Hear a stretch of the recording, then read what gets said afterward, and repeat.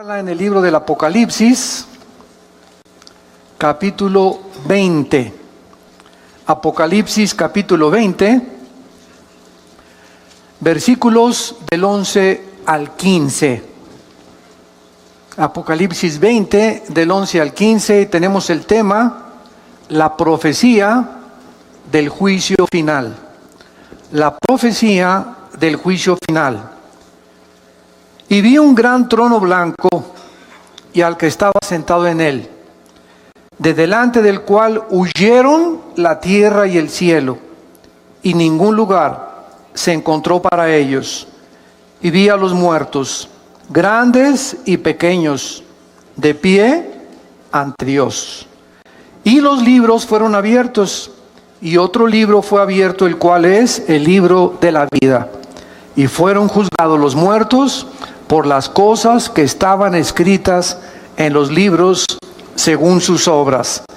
Y el mar entregó los muertos que había en él, y la muerte y el Hades entregaron los muertos que había en ellos, y fueron juzgados cada uno según sus obras. Y la muerte y el Hades fueron lanzados al lago de fuego. Esta es la muerte segunda. Y el que no se halló inscrito en el libro de la vida fue lanzado al lago de fuego.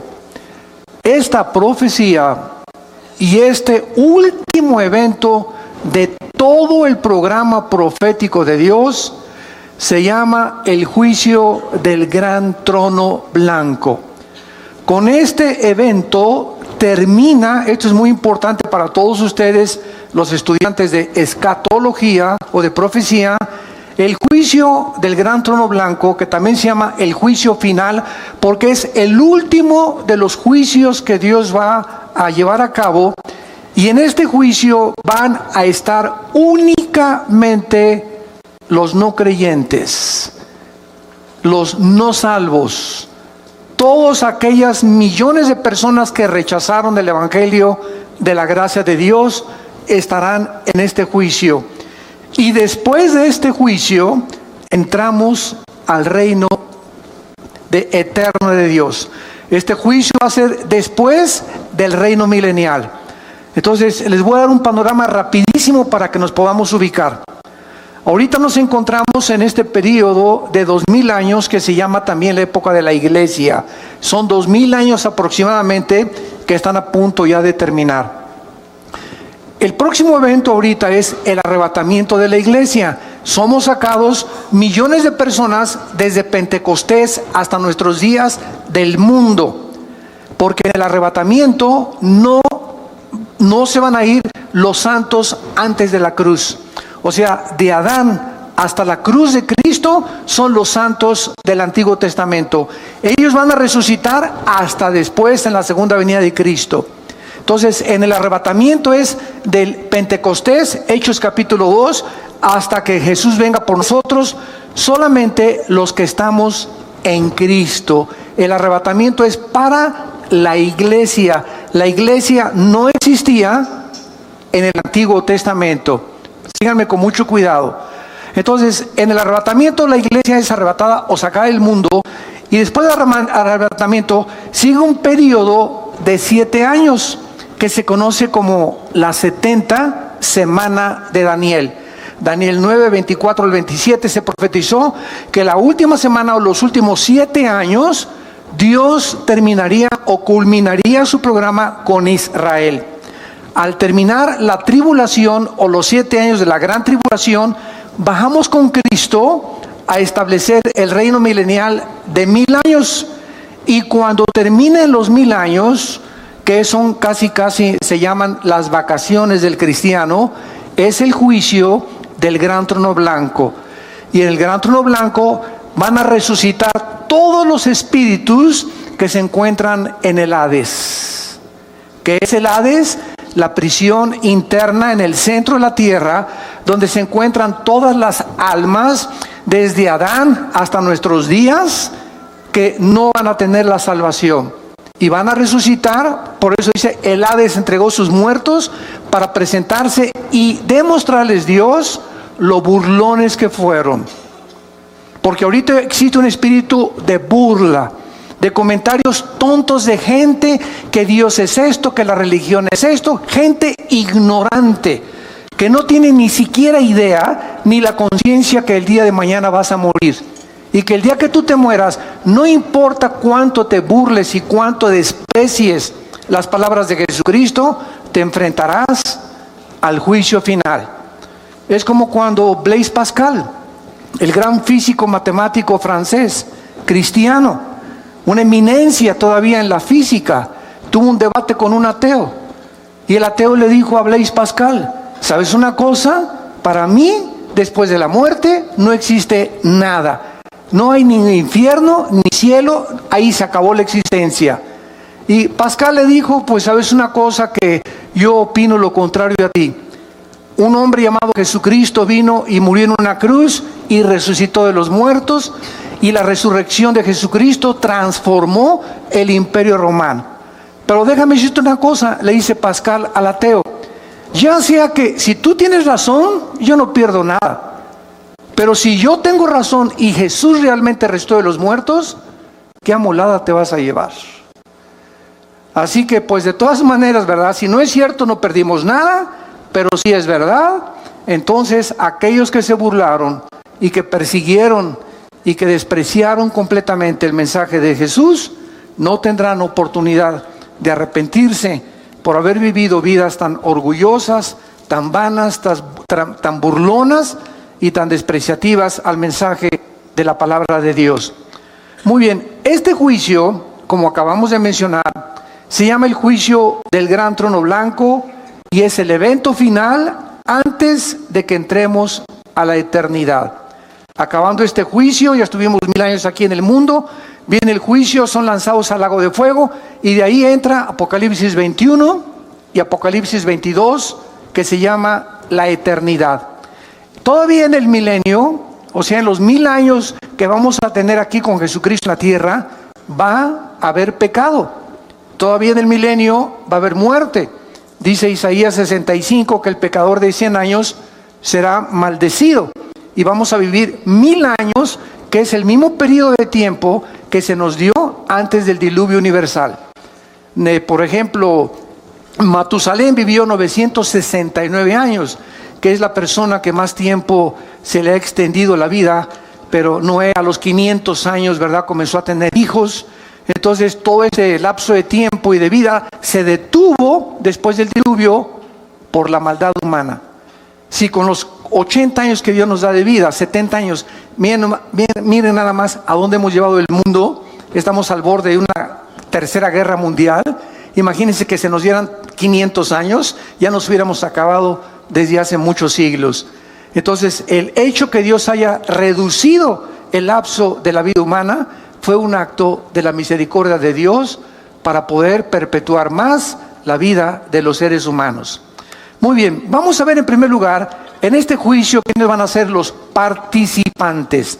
Dice el versículo 11: vi un gran trono blanco y al que estaba sentado en él, de delante del cual huyeron la tierra y el cielo, y ningún lugar se encontró para ellos. Y el versículo 12, dice la Biblia que el apóstol Juan vio. ¿A quiénes vio?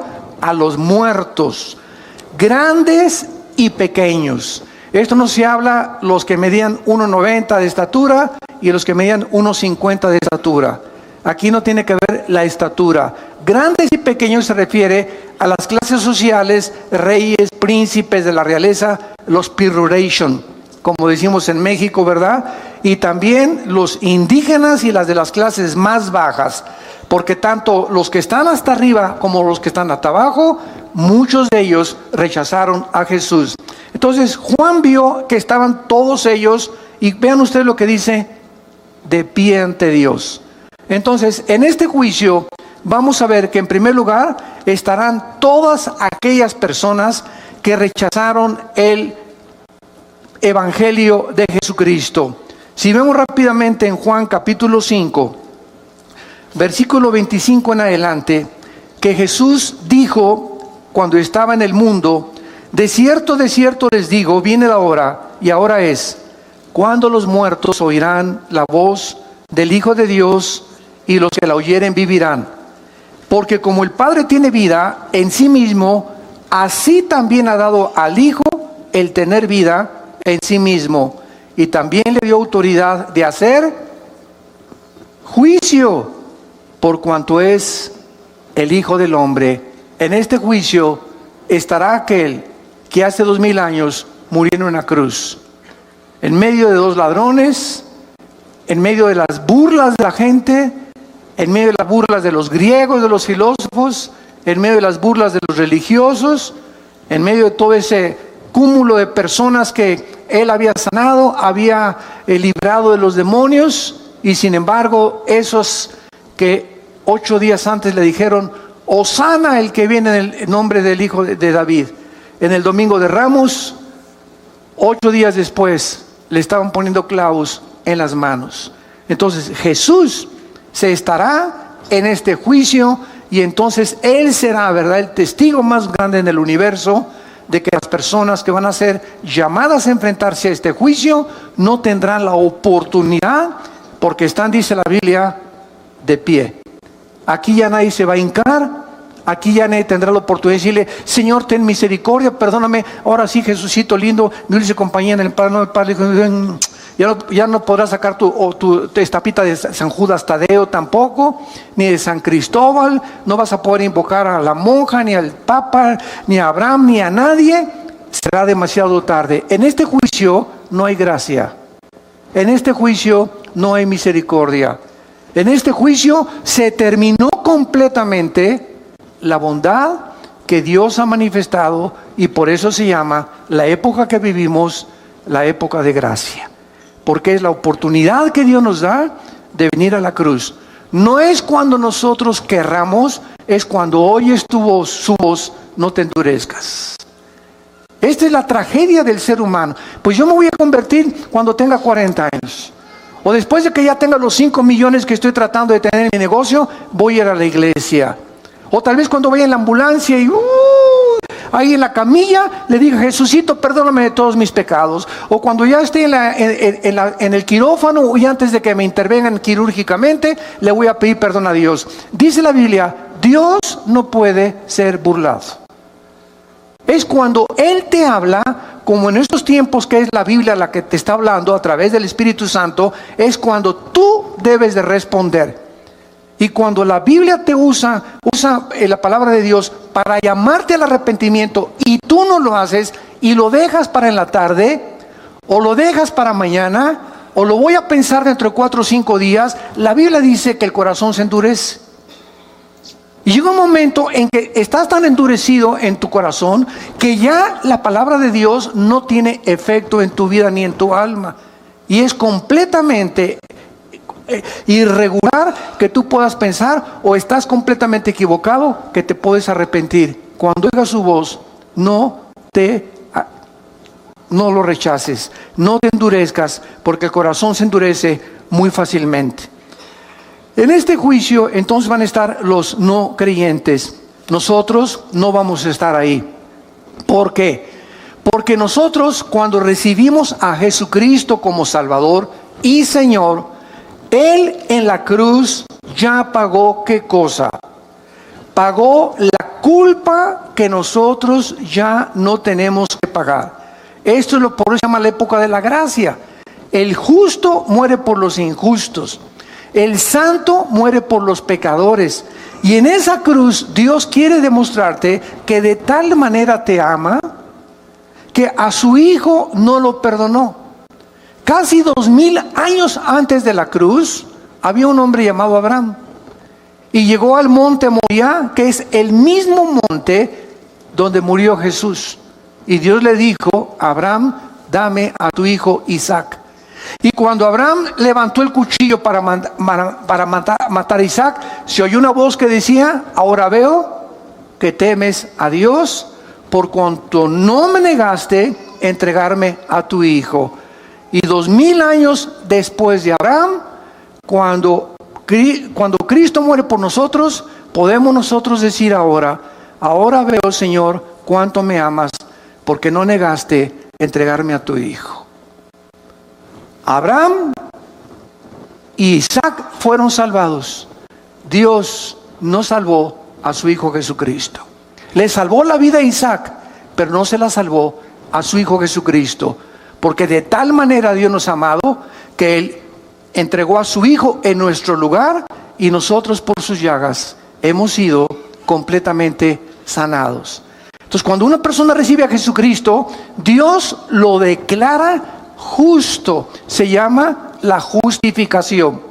La justificación nos libra completamente de la condenación eterna. Después de la justificación viene la santificación, que es el proceso a través del cual estamos siendo librados del poder del pecado. Y después viene la santificación, donde seremos libres del poder del pecado cuando resucitemos. A ver si lo pueden apuntar. Justificación, santificación, glorificación. Son las tres etapas de la salvación. Justificación, fuimos libres de la condenación del pecado. Romanos 8:1, el que está en Cristo, nueva criatura es, ninguna condenación hay para el que está en Cristo Jesús. Esta es la justificación. Toda persona que ha recibido a Cristo ha sido justificada, declarada inocente en el tribunal cósmico de Dios. Mientras viene Cristo, estamos siendo librados porque el pecado no fue erradicado de nosotros. Ahí está todavía dentro de nosotros el pecado, pero ya no tenemos la culpa cuando sí el juicio de pagar por ellos. Estamos siendo ahorita santificados o siendo libres de ese poder que ahora descubrimos y la maldad que hay en nosotros a través de nuestra comunión diaria y de nuestro contacto con la palabra de Dios. Esta es la palabra que se llama santo. Sean santos. Cada día trata de decirle no al pecado, no al pecado, no al pecado. Y mientras más rechaces el pecado en tu vida, más fuerza espiritual tienes dentro de ti y más poder de resistir las tentaciones. Todos aquellos que, pues ya caí otra vez en la tentación de la pornografía, y ya caí en la tentación del adulterio, y ya me acosté con mi novia y con mi novio, y ya otra vez volví a prender el cigarro, y ya me estoy emborrachando otra vez. ¿Por qué esa gente dice, ya volví a caer? Simplemente ve la semana pasada, las 3 semanas anteriores, o el mes antes a que tú has caído, cómo estuvo tu relación con Dios. Dejamos de hacer contacto con la Biblia, dejamos de asistir a la iglesia, dejamos de ir a los estudios bíblicos, comenzamos a debilitarnos interiormente. Y cuando enfrentemos la tentación, no tenemos fuerza para poder decirle, no me acuesto contigo, no me emborracho, no tomo esa droga, etcétera, etcétera. Porque no tenemos el poder espiritual que Dios quiere que tengamos. Entonces, estamos siendo librados del poder del pecado y seremos libres hasta el tiempo de la resurrección. Ahora, esto es muy importante también.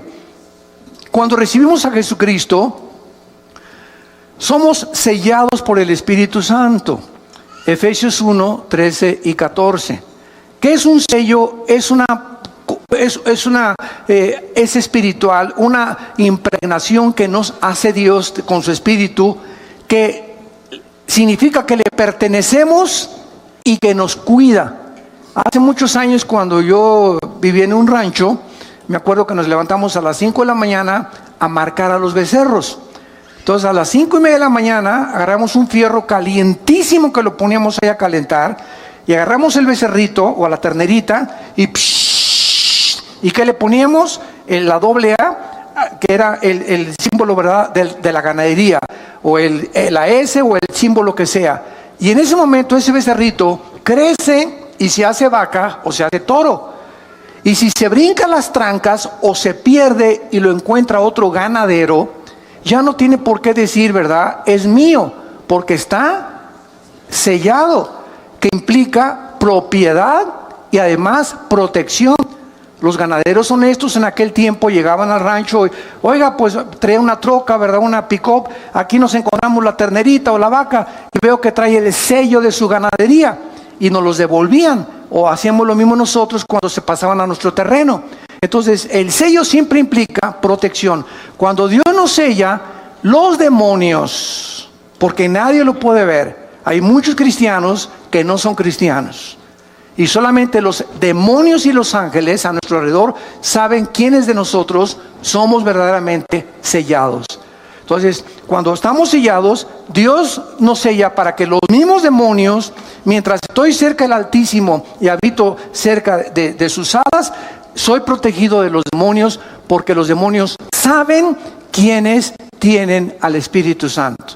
Entonces, este sello nos guarda y nos protege del mal, mientras nos mantengamos en comunión con el Hijo de Dios. Número 2, cuando nacemos de nuevo o cuando recibimos a Cristo, en ese momento somos regenerados por el Espíritu Santo. En otras palabras, nuestra antigua vida es despertada, el foco que tenemos apagado con el cual nacimos, que es el Espíritu, se prende y comenzamos a venir a la Biblia y comienzo a entender la Biblia y algo de la Biblia me comienza a atraer, comienzo a tener hambre de la palabra de Dios porque he nacido espiritualmente. ¿Por qué? Porque he sido regenerado por el Espíritu de Dios. Y en tercer lugar, somos bautizados con el Espíritu Santo. Durante muchos años se estuvo pululando por ahí o propagando que esto yo le considero una herejía, de que, a ver, pásenle aquí los que no han recibido el bautismo del Espíritu Santo. Espérame tantito, la cristiandad no está dividida entre los que tienen el bautismo del Espíritu Santo y los que no tienen el bautismo del Espíritu Santo. Si no tienes el bautismo del Espíritu Santo, no formas parte del cuerpo de Cristo. Y si no formas parte del cuerpo de Cristo, no eres cristiano. Entonces, ¿cómo puedes decirme a mí que recibo a Cristo como un niño cuando nace, pues nació sin páncreas? O le faltan los pulmones. No nacimos incompletos. Dicen Colosenses 2 que estamos completos en Él. 1 Corintios 12:13, por un solo Espíritu fuimos todos bautizados y a todos se nos dio a beber del mismo Espíritu. No hay ningún cristiano que le falte nada. Dice 2 de Pedro capítulo 1, todas las cosas que pertenecen a la vida y a la piedad nos han sido dadas, pasado, pretérito. No nos falta nada más que crecer en la gracia y en el conocimiento de Dios. Entonces no puede haber cristianos que les falta algo.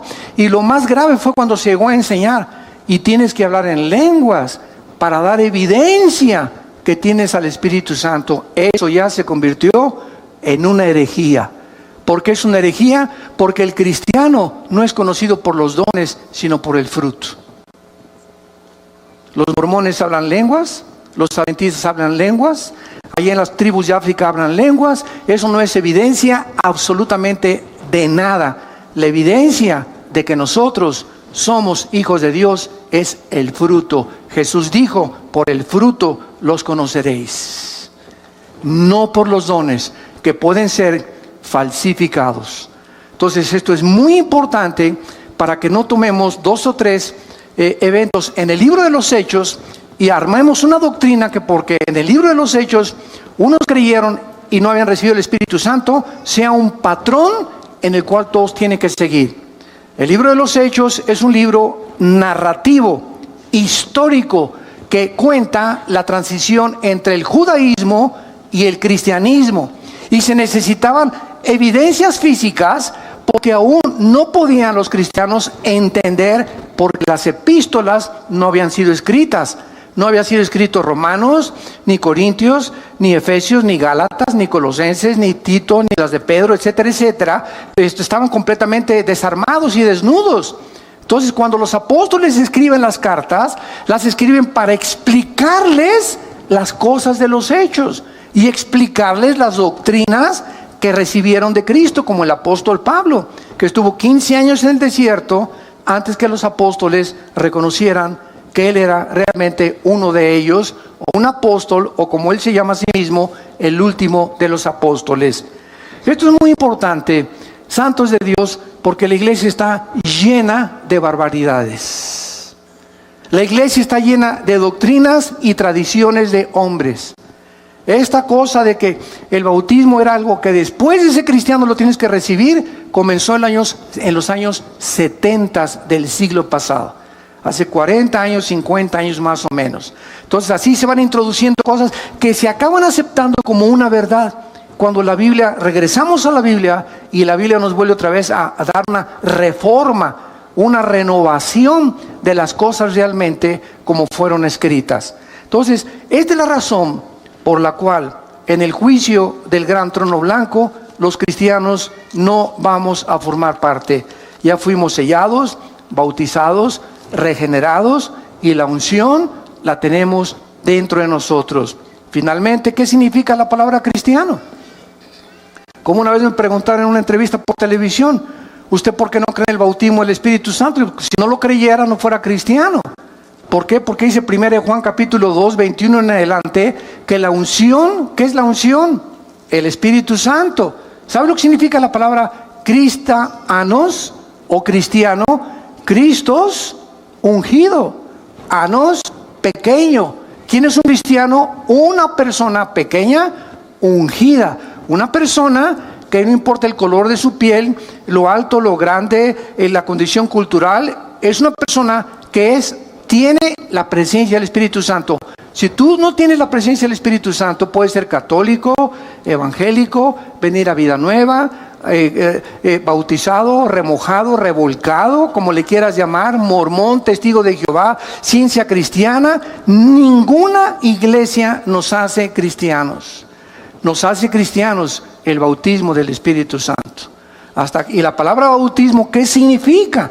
La palabra bautismo significa identificar, amalgar, hacer uno con otra persona. Entonces, cuando recibimos a Cristo, el Espíritu Santo nos une al cuerpo de Cristo, nos amalga, nos funde, nos identifica. Y en ese momento somos parte de su cuerpo, de sus huesos y de su carne. Y Él es la cabeza. Entonces, esto es el bautismo del Espíritu Santo, la operación mediante la cual el Espíritu Santo nos funde, nos amalgama en el momento de la conversión. No mañana ni horas después, en el momento que le recibo como mi Señor y mi Salvador. Y de ahí en adelante, solo me hace falta crecer en la gracia y el conocimiento de Dios. Estamos completos en Él. No hay cristianos que tengan algo y cristianos que no tengan algo. O somos completamente cristianos por la presencia del Espíritu Santo y formar parte del cuerpo de Cristo, o no somos cristianos. Tan sencillo como es. Ahora, muy bien, pasemos en segundo lugar. ¿Cuáles son los propósitos de Dios para este juicio? En primer lugar, purgar el pecado del universo. Cuando Jesús termine de juzgar al mundo en su trono blanco, de ahí en adelante, después del trono blanco, vean lo que dice Apocalipsis, el pasaje que tenemos estudiando en el versículo 11 y 2. Vi un gran trono blanco y el que estaba sentado en él, delante del cual huyeron la tierra y el cielo. Ningún lugar se encontró para ellos. Vean ustedes que es en el tiempo de este juicio cuando el cielo y el universo desaparecen para siempre. Los cielos y la nueva tierra no serán hasta después del milenio, después de este juicio. Es precisamente este juicio la culminación del programa profético de Dios. De ahí en adelante, después de este juicio, cielos y nueva tierra, donde ya no existe el pecado. Entonces, esta es la última cosa que hace Dios para purgar el pecado del universo. Y en este juicio estarán ahí todos los creyentes, todos los no creyentes, y verán el mundo que amaron, donde quisieron establecer sus propiedades, la fama, el éxito, la popularidad, ese mundo que pasa, que es vano, que es incierto, que es temporal, ese mundo donde ellos creían que podían triunfar, o donde pusieron toda su esperanza y toda su herencia, así, ¡puf!, desaparecerá con todo el universo alrededor. Por eso la Biblia nos manda en 1 Juan, versículo 2, 15 al 17, amados míos, no améis al mundo. ¿No se contradice con que de tal manera amó Dios al mundo? Vemos aparentes contradicciones en la Biblia? Fue una muy buena pregunta que me hicieron. Oiga, ¿por qué dice en Juan 3:16, de tal manera amó Dios al mundo? Y 1 Juan 2:15 al 17, no améis al mundo. Juan, el Evangelio de Juan capítulo 16 también, no, el mundo os aborrecerá. Entonces tenemos que entender claramente que cuando dice de tal manera amó Dios al mundo, se refiere a las personas. Y cuando dice la Biblia, no améis al mundo, se refiere a lo que Satanás le ofreció a Cristo. En Mateo capítulo 4, te ofrezco el mundo con su gloria, y la fama, y el poder, y el éxito, y el dinero, y todo. Tú no importa sobre quién pases, si quieres llegar a la cima y ser presidente o diputado, o tener una compañía, o ser el mejor deportista o el mejor cantante. ¿Sabes una cosa? Que no te importe nada. Vende tu alma al diablo.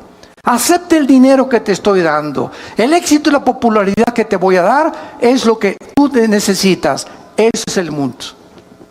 Los deseos de la carne, los deseos de los ojos y la vanagloria de la vida. Lo que el mundo nos quiere ofrecer es lo que nos manda Cristo, que no amemos. No nos vayamos con la finta. El mundo es como un espejismo que nos promete esto. Sin embargo, cuando es como un regalo, hace mucho oí ese ejemplo, es como un regalo envuelto con muchos moños, y de repente abro el regalo, qué bonito regalo, y le quito los moños y descubro que está vacío. No hay nada ahí. Así es el pecado. Participas del pecado, pruebas del pecado, y cuando lo experimentas el pecado, te das cuenta que no hay nada que te haya podido llenar. Sigues más frustrado, más amargado, más desilusionado, porque ese vacío solo lo puede llenar el Hijo de Dios. La mujer samaritana, la chulis, llevaba 5 maridos. Juan capítulo 4. ¿Y qué estaba buscando esta mujer? No ha cambiado la cultura. Lo que en el siglo XXI siguen buscando artistas y no artistas, etcétera. Miss México, Miss Guerrero, Miss Universo, y la señora de por acá, la señora de Polanco, la señora de Tlalnepantla, la señora de La Lerma, la señora de Metepec, la señora de Toluca. Miles de mujeres están buscando y miles de hombres también. ¿Qué cosa? Pues Sancho Panza, tienes panza de Sancho Panza, ya no me satisface, voy a buscar otro hombre. Y voy a buscar otro hombre. Voy a buscar a alguien que me haga feliz. Pues esta señora ya tiene cara de Tonina Jackson, ¿verdad? Pues la voy a cambiar ya. Y voy a buscar a alguien más bonita. Y así hay personas, un divorcio, 2, 3, 4, 5, 6. Esta mujer llevaba 5 divorcios. ¿Por qué? Dice la Biblia que era una mujer inmoral. Era una mujer que quería encontrar en los hombres, o descubrir un hombre que le hiciera feliz. Y Jesús le dijo, puedes seguir con esa misma trayectoria. Casarte con el 6, con el 7, con el 8, y vas a llegar a donde llegó la gran artista de cine de Hollywood, Elizabeth Taylor, que rompió el récord con 9 mariditos, la chulis. 9 maridos, uno tras otro, tras otro. Era tan bonita y tan preciosa esa artista que a ningún hombre con el cual se casó creyó que lo merecía. No, yo merezco un mejor otro príncipe, yo merezco un rey, yo merezco estas cosas. Sé con artistas, con escritores, etcétera, etcétera. Y murió, ¿verdad?, en la soledad, como otra gran artista, Marilyn Monroe.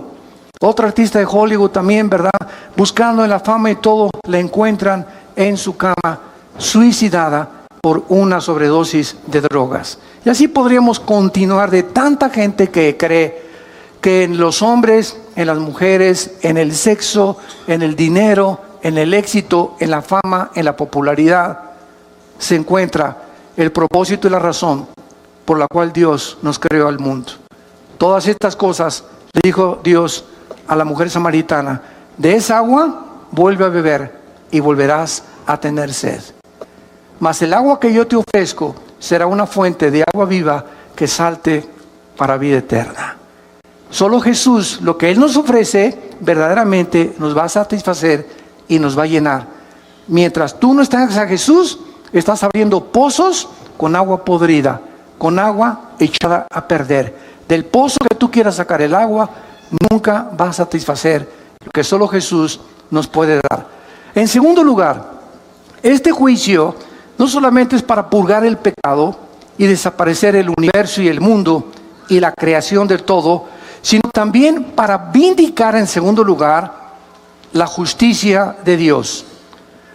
puesto que los juicios de Dios jamás son arbitrarios ni injustos, las personas que están en este juicio, vean ustedes el versículo 12 de Apocalipsis 20, serán juzgadas por las cosas que estaban escritas según sus obras. Qué interesante es esta declaración. Qué paradójico. No somos salvados por las obras, ¿de acuerdo? Dice Efesios 2, 6 y 7, y 8 y 9, que no fuimos salvados por las obras, sino por la fe. Y es un don de Dios. Pero cuando tú te mueras, tus obras que no te salvaron serán usadas para juzgarte. Qué irónico.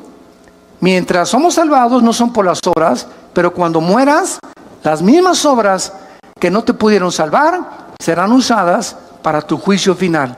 Y entonces todo lo que hiciste, y ahí podrá, ¿verdad?, llegar una persona y decirle: oiga, oye, Jesucito lindo, pero fui bueno con mi esposa de vez en cuando, y en Navidad le regalé dulce a los niños.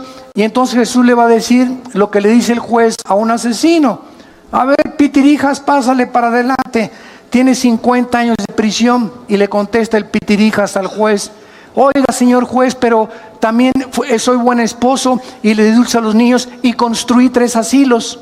Y el juez le contesta: Pitirijas, pero no estás juzgado, no estás siendo juzgado por eso, estás siendo juzgado por el crimen que cometiste. Las buenas obras que tú hiciste no te son tomadas en cuenta. Estás siendo juzgado no por lo que hiciste bueno, sino por lo que dejaste hacer al matar a una persona. Entonces nadie podrá en aquel tiempo con Dios decirle: es que hice un convento para las monjitas, acuérdate de eso, Jesús. Allá en Coyoacán tuve un convento para las monjitas y me vestí de Santa Claus en diciembre para regalarles a los niños. No vas a ser juzgado por eso, vas a ser juzgado por los pecados que van a estar en el libro de las obras escritas desde que tú naciste. Y no habrá nada, absolutamente ningún abogado, por más dinero que hubieras tenido, que te pueda absolver. Y en tercer lugar, esto es lo más importante, este juicio tendrá como propósito determinar el castigo de cada quien. No crean que todos van a irse, ¿verdad?, al infierno y todos van a purgar el mismo castigo y el mismo dolor y las mismas torturas y los mismos sufrimientos, de ninguna manera. Veamos en Mateo capítulo 11. ¿De qué forma no es verdad que todos en el infierno o en el lago de fuego van a sufrir igual? De ninguna manera. Hay muchísimas evidencias, como lo vamos a leer, que las personas serán juzgadas en base al conocimiento que tenían y a las oportunidades que tuvieron mientras estaban vivos para arrepentirse y recibir a Cristo. Antes de leer Mateo 11, por ejemplo, ¿qué de las personas musulmanes o hindúes? Y esta pregunta siempre me la han hecho en los debates. ¿Qué de las personas, oiga, que nunca oyeron hablar de Cristo? Mi tío fue hindú, mi tío fue budista, mi tío fue por allá en una isla, y hay millones de personas, y esto es una realidad, no lo podemos negar. Todavía hay millones de personas en el mundo que nunca han oído hablar de Cristo. ¿Cómo las va a juzgar Dios? Es una muy buena pregunta y la Biblia nos da la respuesta. Pero lo vamos a ver después en Romanos 2. Veamos ahorita aquí en Mateo 11 y ahorita contestamos esa pregunta. Versículo 20. Mateo 11, versículo 20. Entonces, habla de Jesús, comenzó a reconvenir a las ciudades en las cuales había hecho muchos de sus milagros, porque no se habían arrepentido, diciendo, vean, ciudades donde vieron milagros y no se arrepintieron. ¡Ay de ti, Corazín! ¡Ay de ti, Betsaida! Porque si en Tiro y en Sidón se hubieran hecho los milagros que han sido hechos en vosotros, tiempo ha que se hubieran arrepentido en Sicilio y en ceniza. Por tanto, les digo que ¿cuándo es ese día del juicio? El que estamos estudiando del gran trono blanco en Apocalipsis 20 del 11 al 15. En el día del juicio será, ¿qué cosa? Más tolerable el castigo para Tiro y para Sidón que para ustedes. Jesús les dice a dos ciudades, Tiro y Sidón serán castigadas menos en el día del juicio. ¿Por qué? Porque en Tiro y Sidón no hice los milagros que hice con ustedes. Mientras más milagros veas y mientras más oigas y más te endurezcas, más grande será tu castigo. Y tú, Capernaum, versículo 23, que eres levantada hasta el cielo, hasta el Hades serás abatida. Porque si en Sodoma se hubieran hecho los milagros que han sido hechos en ti, habían permanecido hasta el día de hoy. Por tanto, les digo que otra vez, ¿cuándo? En el día del juicio será más tolerable el castigo para la tierra de Sodoma que para ti. Es increíble lo que Jesús declara en este pasaje. Los sodomitas, que eran homosexuales, recibirán mucho menos castigo que los habitantes de Capernaum. ¿Por qué? Porque los sodomitas nunca vieron a Jesús. En Sodoma no había Biblia, en Sodoma no había predicadores, pero en Capernaum vieron al Hijo de Dios predicar la palabra de Dios y hacer milagros, y con todo y esto lo rechazaron. Entonces, Dios es un Dios justo, no puede castigar a aquel a quien le haya dado más evidencias de la existencia de Dios, de aquellos que nunca han tenido la evidencia de que Dios existe, más que desde luego en el universo. Y vamos a ver la respuesta que nos quedó pendiente de qué será de todas aquellas personas que realmente nunca conocieron a Dios. A esas personas, lo voy a contar ahorita, vean Romanos capítulo 2, vamos para allá. Esas personas yo siempre les digo, mira, no te preocupes por Chencho y por Chencha y por Pancho y por Pancha. ¿Y qué de mi mamá? ¿Y qué de mi papá que era católico? ¿Y qué de mi abuelita que nunca iba? ¿Se van a ir al infierno? ¿Sabes una cosa? Preocúpate por ti. Preocúpate por tu condición, no te preocupes por los demás. Dios es un Dios justo y sabio. Él no va a juzgar ni a castigar a nadie que no lo merezca. Preocupémonos por la condición de nosotros. En Romanos capítulo 2, el apóstol Pablo, de una forma magistral, describe claramente esta incógnita que existe y que la Biblia nos revela. Versículo 12 en adelante. Porque todos los que sin ley han pecado, sin ley también perecerán. Y todos los que bajo la ley han pecado, por la ley serán juzgados. Porque no son los oidores de la ley los justos ante Dios, sino los hacedores de la ley serán justificados. Porque cuando los gentiles que no tienen ley hacen por naturaleza lo que es de la ley, estos, aunque no tengan ley, son ley para sí mismos, mostrando la obra de la ley escrita en sus corazones, dando testimonio su conciencia y acusándoles o defendiéndoles sus razonamientos en el día en que Dios juzgará por Jesucristo los secretos de los hombres. Vean lo que acaba Pablo de explicarnos. Nada más hay dos tipos de personas que han nacido en este mundo.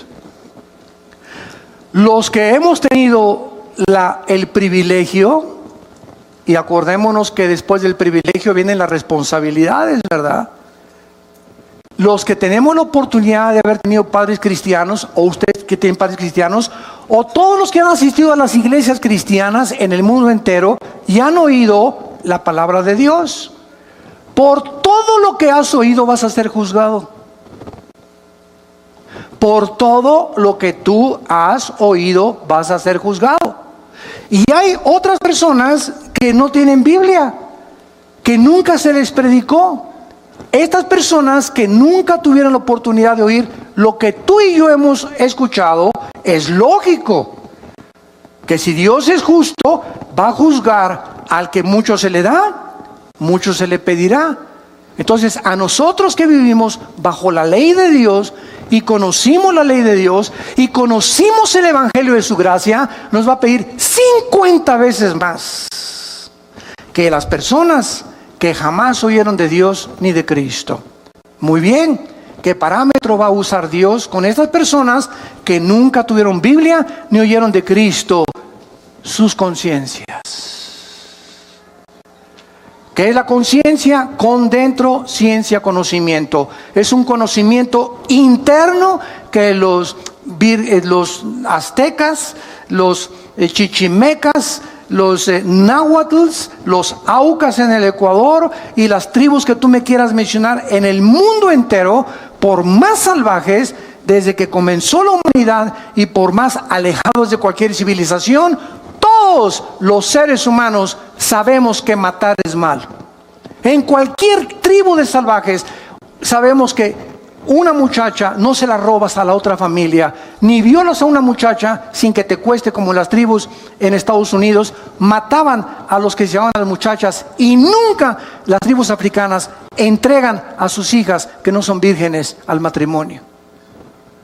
Ni tampoco ningún jefe de ninguna tribu se mete con la esposa del otro jefe de la tribu.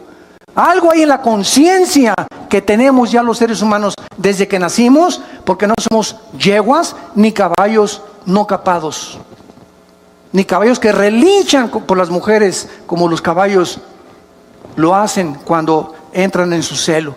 Tenemos un control, somos agentes morales, no somos animales y vamos a ser juzgados. Si nunca oí la Biblia, pues Dios me va a juzgar. ¿Cómo respondí a esa conciencia?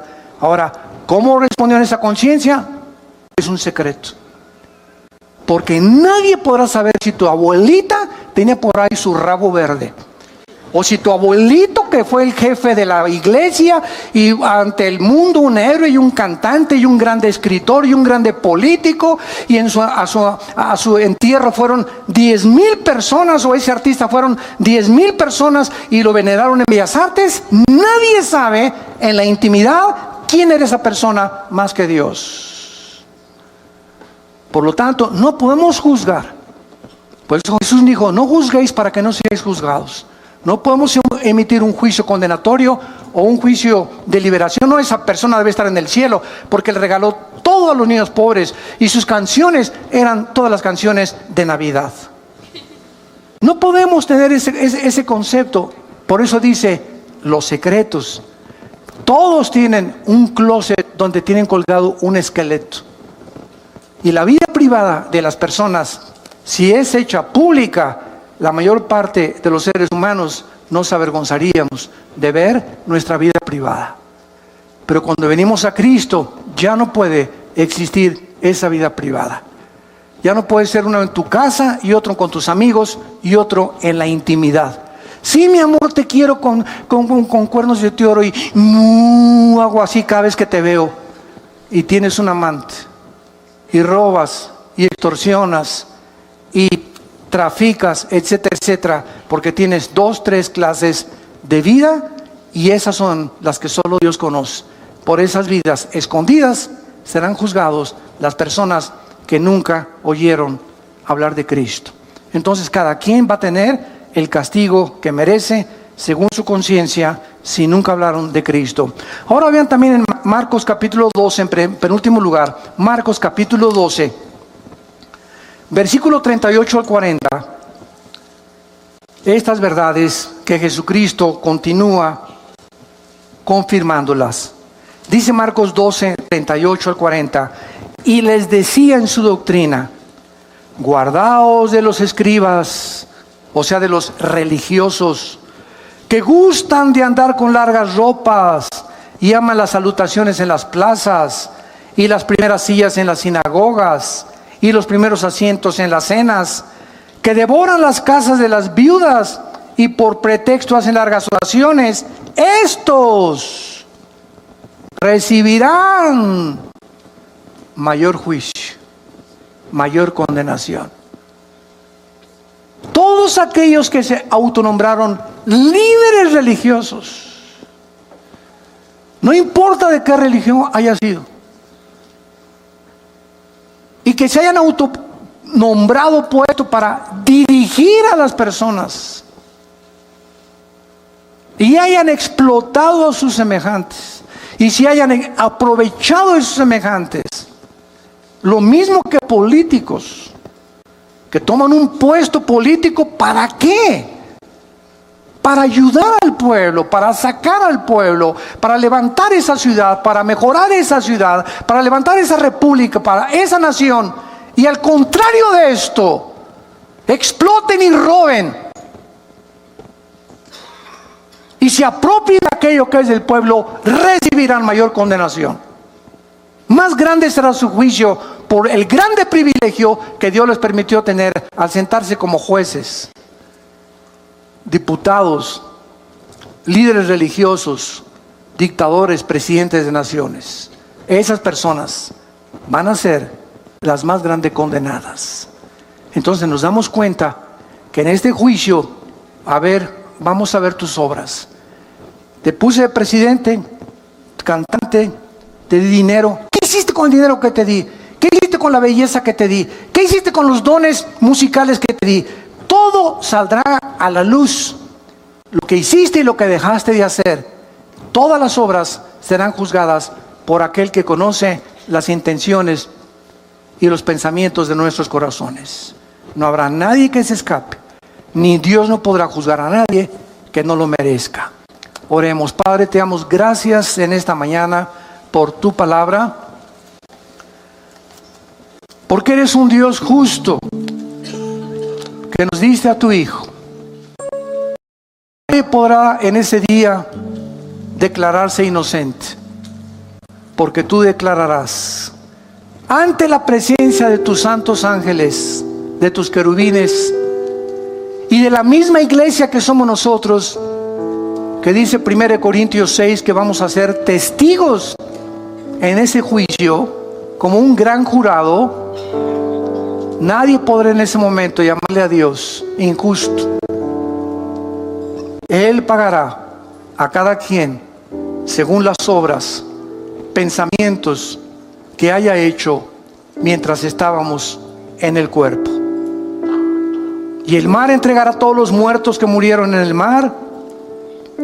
Todos los que están en las tumbas saldrán, los que se hallen en el Hades, y serán juzgados según sus obras.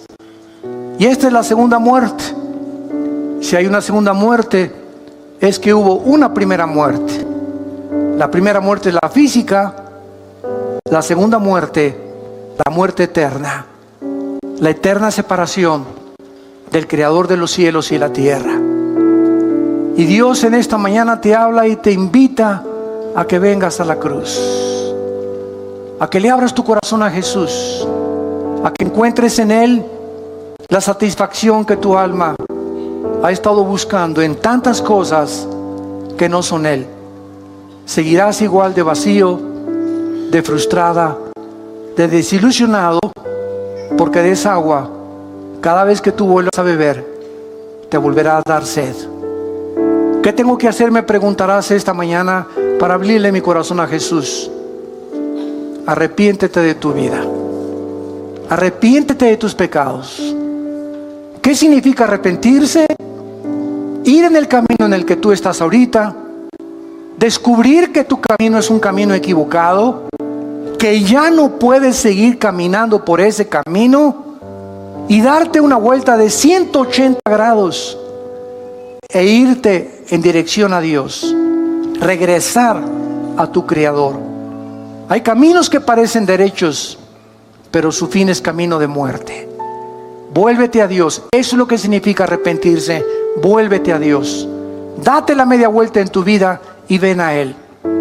Abrázalo en esa cruz, porque con esa sangre que Él derramó, tus pecados y mis pecados son perdonados. Y dile con todo tu corazón, si lo quieres invitar en este momento a tu vida: te pido, Señor, perdón por mis pecados. Me doy la media vuelta de mi vida. Ya no quiero seguir caminando en el camino en el que me encuentro. Reconozco que soy pecador, pecadora, y que si tú no entras a mi vida y me das el poder de dejar el pecado, yo no lo podría hacer. Por eso vengo a ti, Jesús, para pedirte tu poder, tu perdón, para que tú me puedas, Señor, hacer la persona que tú quieres que yo sea. Te invito a mi corazón como mi Señor y mi Salvador, y te doy las gracias por tu muerte en mi lugar, en esa cruz. Amén.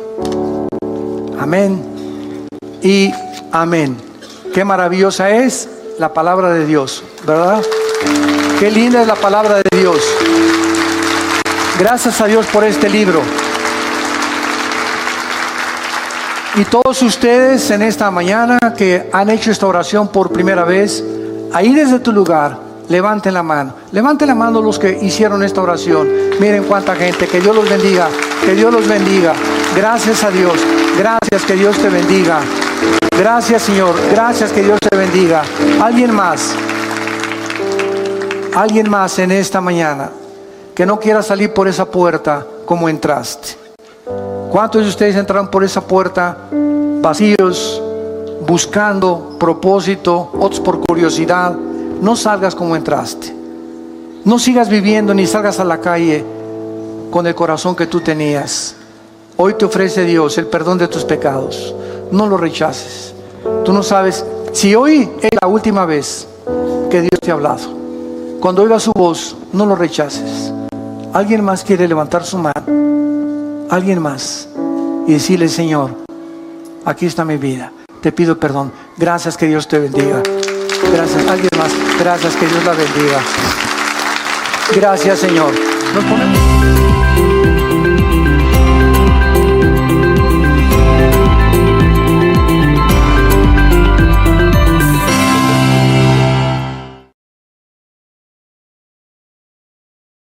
De nueva, .plus. Bueno, tenemos muy buenas noticias porque ya están abiertas las inscripciones para este seminario del 2022. No solamente se va a limitar a matrimonios, sentimos en el corazón que es un tiempo de fortalecer familias. Yo creo que este año 2022 va a ser un año muy especial, por lo cual no te lo puedes perder. Los esperamos porque va a ser verdaderamente algo muy especial, sobre todas las cosas, porque ahora es para toda la familia. Los esperamos. Queremos anunciarles con mucho gusto que tenemos ya disponibles más de 2,000 conferencias en audio y video, en memoria USB y en descarga también, tanto el Antiguo como el Nuevo Testamento y diversas series más. Les recomendamos y les sugerimos que las adquieran. Serán de enorme bendición para todos que están apasionados por la verdad y que aman las Sagradas Escrituras. Me da mucho gusto poder anunciar mi nuevo libro titulado El Anticristo. Un libro que contiene realmente información bíblica, desde luego, como de dónde surgirá el Anticristo, quién va a ser el Anticristo, si va a ser un sistema o un ser humano, y poder llegar a un punto donde nos convertamos en esclavos de este hombre que surgirá en el Medio Oriente. Les invito a que lo lean. Estamos seguros que va a ser de muchísima edificación para todas sus vidas.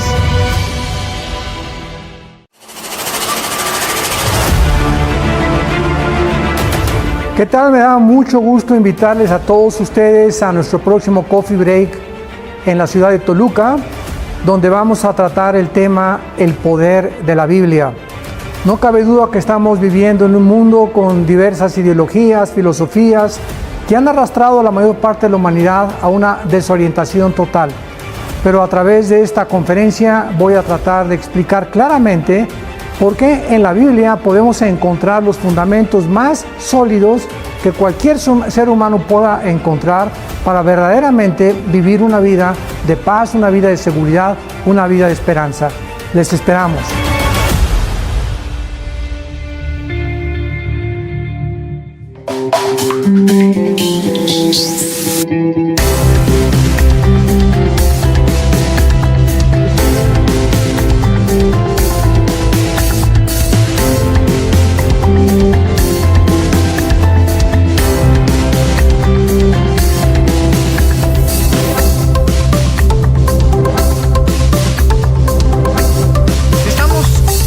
una serie titulada Conociendo el fin de los tiempos. Y tenemos que contestar preguntas. Vemos la caída del comunismo que duró 70 años. Comenzó en 1917 con Nikolai Lenin, cuando él llevó a la práctica el libro El Capital de Carlos Marx y de Federico Engels. Y la caída del comunismo duró 70 años, cayó en 1989 con el muro de Berlín, cuando el presidente Ronald Reagan le dijo a Nikita Khrushchev que era imposible que hubiera libertad en Europa si no se derribaba ese muro que separaba a la Alemania oriental de la Alemania occidental. El muro fue derribado y Europa explotó en júbilo, dándole gracias a Dios de que ya Rusia no permanecía en el comunismo. Pasaron 3 o 4 años, nombraron después de Khrushchev a Mikhail Gorbachev, el siguiente ministro de Rusia, quien dijo estas palabras: después de que hemos probado la ideología del comunismo, él no dijo comunismo, socialismo, como ahora se está aplicando, lo voy a explicar, pero Gorbachev dijo estas palabras: hemos fracasado en esta ideología durante estos 70 años por 2 razones principales. Una, porque sacamos a Dios de Rusia, de la Unión de Repúblicas Socialistas Soviéticas, y la segunda, porque nos aislamos del mundo capitalista. Entonces, de acuerdo a estas 2 razones o a estos 2 factores, Gorbachev concluyó de que esta ideología había fracasado. Después de la Segunda Guerra Mundial, Estados Unidos ganó la guerra junto con Rusia y con Inglaterra y Australia, y entonces la democracia entró en vigor cuando ya el comunismo llevaba como la mitad del tiempo, y comenzaron a adquirir el modelo democrático las naciones, creyendo que también la democracia era el mejor sistema para gobernar. Sin embargo, cuando entramos al siglo XXI, hemos podido constatar y corroborar y comprobar que tampoco la democracia es el sistema perfecto. ¿Por qué? Es increíble ahora la mezcla en la que todos los estadistas y políticos y economistas han abierto sus ojos para ver que el modelo del comunismo no funciona. Bueno, perdón, disculpen, vamos a mezclar ahora el comunismo con el socialismo para disfrazarlo un poquito más, y vamos a apelar al mundo o al populismo, a las masas, de que realmente es el mejor sistema porque es el que va a favorecer a los pobres. Después vemos a la China, que es comunista, capitalista. Háganme el favor nada más. Entonces, estamos en un mundo donde, al darse cuenta los políticos y los economistas de que ningún sistema es perfecto y que todos tienen grandes defectos, como dijo Winston Churchill, el exministro de Inglaterra, entre los sistemas políticos el mejorcito es la democracia, pero no es el perfecto. Entonces, estamos en un mundo donde los políticos están así. ¿Y ahora para dónde? Los economistas, el movimiento religioso, los filósofos, por todos lados vemos a un mundo que ha llegado, así lo podíamos imaginarnos, hemos llegado como a una pared inmensa donde no nos vemos imposibilitados a pasar al otro lado.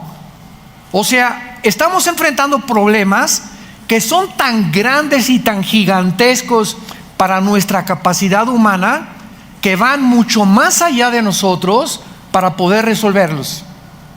Ahora, muy bien, cuando el mundo llega a este punto al que hemos llegado en el siglo XXI, y donde nos damos cuenta que ahora la familia ya no es papá, mamá ni los hijos, nos hemos atrevido a redefinir y a desbaratar la familia tradicional de los últimos 6,000 años, damas y caballeros. Ahora puede ser entre un hombre y un hombre, una mujer y una mujer. Y al llegar a esta magnitud de problemas, donde hasta la moral, la familia, el matrimonio, la política se está redefiniendo, nos enfrentamos con la incógnita más grande. ¿Saben lo que produce enfrentarse a una pared y darte cuenta que tú no puedes resolver los problemas? La reacción normal es la ansiedad. La ansiedad. Vivimos un mundo, le venía platicando a mi esposa, donde vemos tantas caras que muchas veces las ves riéndose, pero en la mayor parte de la humanidad hay una ansiedad interna, una incertidumbre de qué va a pasar, que si se va a caer el peso, que si el petróleo en el Medio Oriente es una olla hirviendo, Europa desplomada económicamente, amenazas en Latinoamérica y América Latina de gobiernos, Estados Unidos, etcétera, etcétera. Y hay una ansiedad principalmente en nuestros hijos. Los jóvenes, aunque ustedes los vean ja, ja, ja, ji, ji, ji, están enfrentándose a un mundo que es de los más difíciles que el ser humano ha enfrentado. Por ejemplo, para compararlo, yo vengo de una generación de los 60, 70, y en esa generación recuerdo que fue el descubrimiento de los Beatles, el conjunto inglés que se fueron a la India a buscar y a meditar peace and love, y allá hicieron unos pasonzotototes que ya sabrán, le metieron al hashish, comenzaron con la marihuana, regresaron John Lennon a Europa, y entonces, como eran los modelos de la juventud, en mi época todos fumamos marihuana, hasta yo. Y nos arrepentimos de muchas cosas, ¿verdad? Porque a nadie se le recomienda. Pero era un tiempo en el que nos escondíamos, había un libertinaje sexual donde hubo el Woodstock famoso, que se juntaron los beatniks, los hippies. Mi hermano traía el pelo hasta por acá y siempre me lo encontraba y me decía peace and love. Y era una época en la que a través de las drogas nos quisimos escapar de la realidad, porque ya veíamos la guerra de Vietnam y las drogas y esto y el otro, y venían los conjuntos de rock metálico. Pero ahora en el mundo que nos encontramos en el siglo XXI es muy diferente, porque ahora la tecnología ha superado continuamente y sigue superándolo la capacidad de nosotros para poder aprender en la época cibernética, en la que ahorita tu computadora de hace un año ya es obsoleta. Y está tan rápido el avance de la tecnología y de la computación y de lo cibernético, que los jóvenes están, ¿verdad? Todos quieren meterse en ese mundo que está rebasando nuestra capacidad. Y ahora, la misma ciencia que ha producido todas estas computadoras, iPhone, iPads, etcétera, etcétera, está descubriendo que son dañinas para la salud. Y que si tú mantienes tu iPhone, escúchenme, cuando hables en el iPhone por teléfono, ponle mejor, ábrelo para que no lo oigas aquí. Si tú lo tienes más de 30, 40 segundos, puede producirte un cáncer cerebral. Puede alterar tus neuronas, tu sistema neurológico del cerebro. Si tú estás leyendo, mi esposa ya casi la convenzo, porque le encanta leer libros en su iPad. Yo sigo comprando mis libros así, con papel y con todo, y los subrayo. Me choca verlo, porque si te mantienes viendo eso, emiten radiación. De alguna forma hay algo que está afectando la retina de tus ojos. Entonces, es increíble que lo que nosotros desarrollamos y creemos que va a traer la solución a los problemas, y vamos a la luna, y ahora esto, y todo eléctrico, y la robotización, y el transhumanismo, se vuelven contra nosotros mismos. Y cuando nos damos cuenta que el monstruo, el Frankenstein que estamos construyendo, nos está comiendo, y que no es como nosotros creíamos, viene la ansiedad, viene la frustración. Viene lo que los ateos del siglo XX dijeron, la desesperación. Vivimos un mundo neurótico, un mundo desesperado, un mundo lleno de ansiedad de los niños, los jóvenes, un mundo degradado, es un basurero moralmente.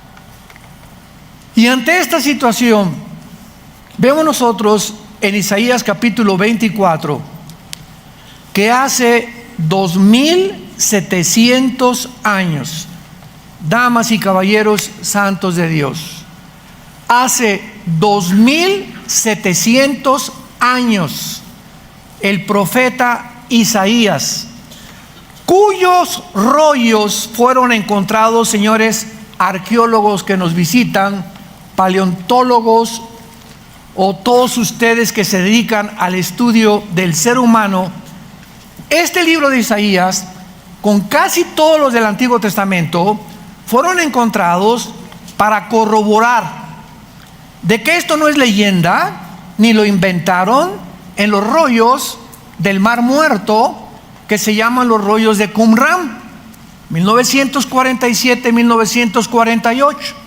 Pasaron por ahí un grupo de personas y encontraron en unas vasijas de barro estos rollos escritos en el hebreo original. Por ejemplo, el año que entra vamos a ir a Israel, si Dios lo permite, en junio, y cuando vayamos al Museo del Holocausto, todo en medio del Museo del Holocausto en Jerusalén se encuentra todo el libro de Isaías, tal como lo encontraron en los rollos del Mar Muerto. Así está alrededor. Ya lo puedes ver, los papiros, ahí están los originales, y es exactamente como lo tenemos en la Biblia. Así que por favor, mira, si tienes maestros ateos en tu escuela, ya están atrasados 50 años, porque ya el ateísmo como otro sistema de pensamiento está siendo insostenible filosóficamente. ¿Escuchaste lo que dije? Cuando alguien se atreva a decirte soy ateo, ¿sabes lo que esa persona te está diciendo? Que él es Dios. Porque la palabra ateo, a es el prefijo que significa sin, teos, Dios, ateo, sin Dios. Cuando una persona dice yo no tengo que sujetarme a ninguna deidad, ni a ningunos mandamientos, ni a ninguna ley moral, porque para mí no existe nada fuera de mí mismo, en ese momento le contestas, pues tú eres Dios, porque te has endiosado. Porque en el momento que alguien rechaza algo trascendental, te estás convirtiendo en Dios. Y le contestas tú a tu maestro ateo, usted dice que no es que niega la existencia de Dios. Simplemente sabe por qué la niega la existencia de Dios, porque usted quiere convertirse en un Dios. Usted quiere hacer sus 10 mandamientos, sus leyes morales, sus leyes de conducta. A usted nadie le va a decir que es bueno y que es malo, ¿verdad? Amén, maestro. Y no te vas a saber qué contestar. Filosóficamente se demostró por los grandes filósofos como Kant hace algunos siglos en Europa que a través de la razón se podía contradecir la misma razón filosóficamente. Entonces, ¿en qué tiempo nos encontramos tan caótico? ¿Existe alguna razón bíblica para que podamos juzgar nosotros qué tan cerca estamos realmente del fin? Podemos afirmar con la Biblia que será dentro de 5 años, 10 años o 50 años este fin que la Biblia profetizó. Y la respuesta es claro que sí, absolutamente, porque Dios no nos ha dejado en tinieblas. Esta es la razón por la cual continuamente el Nuevo Testamento nos dice velad y orad, que cuando el Señor venga no te encuentre así. La parábola de las vírgenes, que 5 tenían aceite, 5 no tenían aceite, que es el Espíritu Santo. Vino el Señor y se quedaron, porque tenían la Biblia, pero sin el aceite, sin el Espíritu Santo. O sea, no eran salvas realmente. La último mensaje a la iglesia de la Odisea, Apocalipsis capítulo 3. He aquí estoy a la puerta y llamo. Una iglesia que se decía cristiana y no tenía Cristo. Virgen del Socorro. He aquí estoy a la puerta y llamo. Cristo llamando a esta iglesia que lo dejaran entrar. ¿Cuántas iglesias que se dicen cristianas y tienen entretenimiento y tienen esto y tienen el otro, pero no tienen a Jesús? Increíble. Y de estas 7 iglesias del Apocalipsis, 5 son llamadas a arrepentirse. Démonos cuenta, damas y caballeros, santos de Dios, que esto es algo serio. Y si Cristo no llega hoy, ahorita saliendo, o mañana, o dentro de 12 días, o el próximo año, va a llegar a tu vida, tal vez hoy saliendo, si tú te mueres. Y tú puedes en cualquier momento caer muerto de un ataque cardíaco, te puede atropellar un carro, una bala perdida, una embolia cerebral. Llegas al médico, oiga, yo tomo vitaminas, me siento sano, discúlpeme, la radiografía dice que usted tiene cáncer y tiene usted una metástasis de cáncer donde ya se ha extendido y le doy 6 meses de vida. Y de repente todo en tu vida cambia de la noche a la mañana. Cuando sabes que tienes días para enfrentarte con Dios como tu juez. Y tus planes que tenías, y tus proyectos que tenías, y todas las cosas con las que tú soñabas, de repente se reducen a la nada, por la realidad que todos nosotros queremos ignorar. Nos tenemos tarde o temprano que morir. Y la muerte no respeta a niños, ni jóvenes, ni tercera edad, ni cuarta edad, ni quinta edad, si es que existen. Entonces, estamos en un mundo muy incierto, donde vamos a tratar a través de esta serie a investigar, y ojalá le pido a Dios que todos ustedes en esta mañana hayan traído su Biblia. Porque los que no trajeron su Biblia y los que siguen acostumbrándose a ir a la iglesia, porque aquí se pasan de vez en cuando en las pantallas versículos y no entiendes que la tienes que tener en tus rodillas, en la iglesia el domingo, hojearla, buscarla y checarla, no vas a tener realmente la bendición que Dios quiere darte. Porque ya es una costumbre que llegan a la iglesia sin Biblia. Imagínense el partido América Chivas sin pelota. ¿Cómo puede un partido de fútbol jugarse sin pelota? Y venir a la iglesia sin Biblia es como venir a un partido sin pelota. Muy bien. Antes que nada, veamos en primer lugar que Dios ha establecido un patrón profético bíblico. Dios ha establecido un patrón que va a gobernar toda la historia, como lo vamos a comprobar, desde el principio de la creación de los 6 días y el 7º descanso, hasta que Jesucristo regrese. Este patrón, por eso es tan importante, y les pedí que traigan su Biblia, porque lo vamos a ver en la Biblia, ha influido al ser humano en muchas generaciones y en muchas épocas de la historia. El patrón que voy ahorita a compartirles, porque es el patrón de las semanas de su calendario. De las semanas en plural de su calendario, como un recordatorio de que Dios es el creador y el diseñador del tiempo. Nos va la Biblia a revelar que Dios tiene un plan perfecto para el universo, un propósito específico, y está compuesto y basado en este patrón de los 6 días y el 7º de descanso, que se convierte en Israel. Tenía Israel días de años y días de semanas. Y nosotros estamos apenas comenzando a penetrar en el mundo de la mente de Israel para descubrir, ¿verdad?, que por qué dijo Dios en el Salmo y en 2 de Pedro 3, un día es como 1000 años y 1000 años es como un día. Veamos pues nosotros este patrón de Dios. Cuando Dios creó al mundo, lo creó en una semana. La semana de la creación. Vayamos a Génesis capítulo 2 y veamos nosotros que cuando la Biblia dice 3 días, 2 días, 5 días, 7 ángeles, 15 años de prueba, 40 años de prueba, nunca, jamás Dios nos da un número, nunca, al azar o por coincidencia, como cuando Cristo con la mujer samaritana se quedó 2 días, lo vamos a ver con los samaritanos. ¿Por qué 2 días se quedó con los samaritanos?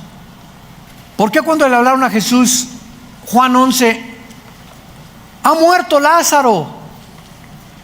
Jesús esperó 2 días.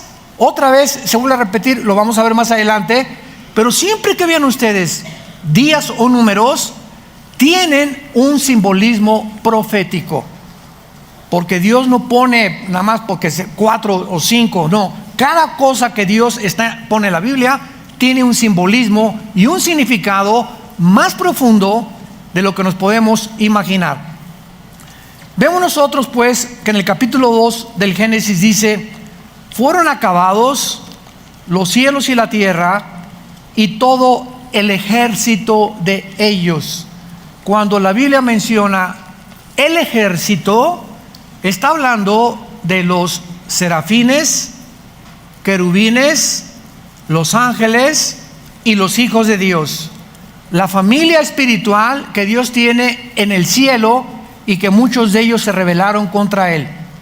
Y que esos que se rebelaron contra Él, que se les llama los hijos de Dios, cuando Babel se juntaron en Babel, Génesis 11, para decirle a Dios: no queremos poblar la tierra, desobedecer el mandamiento, dispersen y poblen la tierra. Dios confunde sus lenguajes y dice Deuteronomio 5 y Deuteronomio 32 del 8 al 9 que ahí de Babel hasta nuestros días Dios le entrega a los principados satánicos las naciones del mundo para gobernarlas. Y cuando llegamos a Daniel capítulo 10, ahí encontramos claramente que la Biblia nos revela que en los tiempos de Daniel, el principado de Grecia y el principado de Persia eran 2 principados satánicos que controlaron el imperio griego y el imperio de los medos persas, el imperio de los romanos, de los babilonios, de los asirios, de los egipcios. Dios entrega todo esto a los poderes del mal. Y al mismo tiempo que Dios entrega a las naciones, otro capítulo después, en el capítulo 12 del Génesis, Dios llama a Abraham. Y entonces dice Dios: voy a hacer una nación para mí. Todas las naciones están infiltradas de dioses paganos, de idolatría, de hechicería, de brujería, como tú le quieras llamar. Voy a formar una nación que pueda en medio de todas las naciones dar testimonio de que yo existo, de que yo soy el único Dios verdadero. Y por eso Dios escogió a Israel. Y entonces pasa el tiempo y esta nación que Dios escoge para Él se pervierte también. Y se van tras los dioses Astaret, ¿verdad? Y Artemisa, Moloc, y a todos los dioses babilonios, a los dioses filisteos, etcétera, etcétera. Y entonces Dios le dice a Israel: me divorcio de ustedes. Así acabó Dios divorciado de Israel. Y ahí te ves, nos vemos al ratito. E introdujo Dios en su plan a nosotros, la iglesia. Y en el día de Pentecostés, ¿por qué creen ustedes que el fenómeno fueron las lenguas? Casi la mayor parte de los cristianos se han ido con la finta, ¿verdad? Que las lenguas y que esto y que el otro, y sin darse cuenta que las lenguas era una señal profética de que en ese momento Dios oían en su idioma, porque eran lenguajes, es la palabra glosa en el griego, que es un lenguaje conocido, no es una jeringosa como la que oímos casi siempre, es un lenguaje conocido que tiene que haber una interpretación de acuerdo a la Biblia para que sea genuino realmente.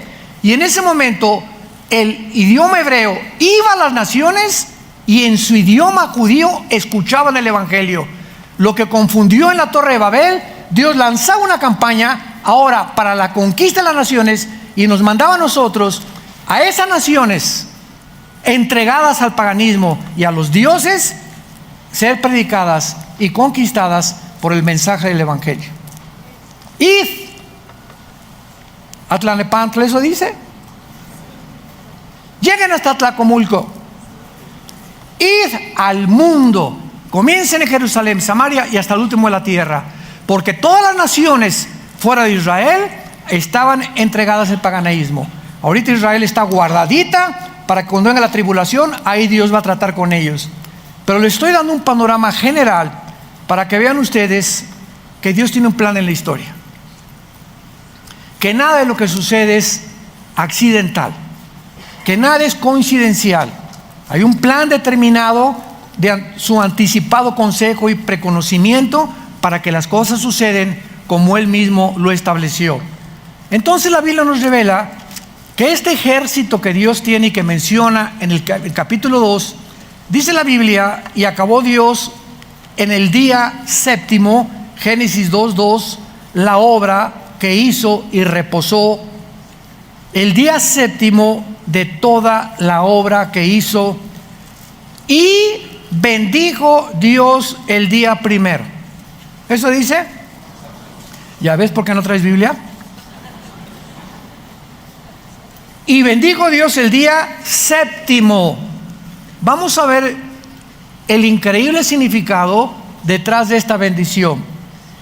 Y lo santificó. No solamente lo bendijo, sino que también lo santificó, porque en él reposó de toda la obra que había hecho en la creación. Entonces vemos que tomaron 7 días, 6 días la creación, y el séptimo día Dios dejó de trabajar. Cuando dice la Biblia que Dios reposó, no significa que estaba cansado, porque dice Isaías 40 que Dios no es como nosotros, que se cansa. Al contrario, le dará fuerza al débil y al que ya no las tiene. Dios nos levanta con fuerzas como las águilas. Significa que dejó de trabajar, o sea, dejó de crear, vaya. Todo ya estaba creado, ya Dios no tiene nada que crear. Dios no volvió a intervenir en la creación. ¿Hasta cuándo creen? Hasta que vino Jesús. El que está en Cristo, nueva criatura es. La palabra criatura es creación.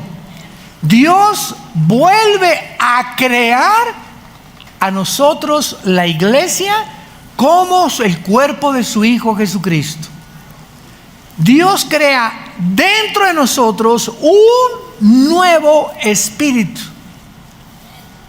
Somos una creación interna, el cristiano que ha recibido a Cristo, donde todas las cosas comienzan a ser nuevas, lo que comienzas a ver, lo que comienzas a comprender, lo que comienzas a oír, tus intereses por el mundo, la forma como tratas a tu esposa, cómo ves tus negocios, todo es una revolución, el nuevo nacimiento. Cosa que el mundo no entiende, y como hicimos en México, ni entenderán, como Don Teofilito. Porque las cosas secretas de Dios, el mundo no las puede comprender. Pero comprendamos lo siguiente. Dios crea entonces 6 días de creación y un día séptimo. Este patrón recorre toda la Biblia. A Israel, cuando funda Dios Israel con Abraham, Dios le da a Israel 6 días de trabajo por un día sabático para el descanso humano. Entonces, en los días de la creación Dios es de trabajar. Y aparte ese día, el séptimo día, que era el sábado para Israel, y ahí Dios dice, este día es especial. Y nos los da a nosotros esa semana. Y entonces cuando Dios le da esa semana a Israel, vayamos rápidamente a Éxodo 16 y comprendamos la razón del sábado que Dios le da a Israel y las características o los secretos que se encuentran detrás de cada cosa que Dios hace en la Biblia. Esto es maravilloso. Y Éxodo 16, versículo 22 en adelante. En el sexto día recogerán doble porción de comida, 2 gomerés para cada uno. Y todos los príncipes de la congregación vinieron y se lo hicieron saber a Moisés. Y él les dijo: esto es lo que ha dicho Jehová. Mañana es el santo día de reposo, o sea, el séptimo, ¿verdad? El reposo consagrado a Jehová, lo que habéis de cocer, cocedlo hoy. Y lo que habéis de cocinarlo, cocinarlo. Y todo lo que os sobrare, guárdenlo para mañana. Ellos lo guardaron hasta la mañana según lo que Moisés había mandado, y no aguzanó ni hendió. Dios tenía tanto interés de que les taladrara el pensamiento a los judíos, de que ese día, el sábado, era tan importante para él, que cuando no tenían de comer, les mandó el maná y les dijo, ahí los probó Dios para ver si lo tenían bien taladrado y tenían sus convicciones profundas. Durante 6 días recoge el maná, recojan el maná. Las personas que recojan y digan, híjole, pero ¿nos alcanzará para mañana? ¿Y si se me pudre hoy? No.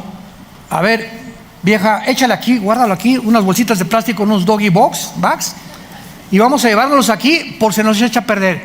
Los que amontonaban para el sábado, dudando que Dios no los iba a proveer, se les pudría y se les echaba a perder. ¿Cuál era la razón por la cual se les echaba a perder? Porque Dios, vamos a ver primero la salud. Nunca se han preguntado ustedes, señores ateos que nos ven por la televisión o si los hay aquí presentes, nunca se han preguntado quién inventó la semana de 7 días.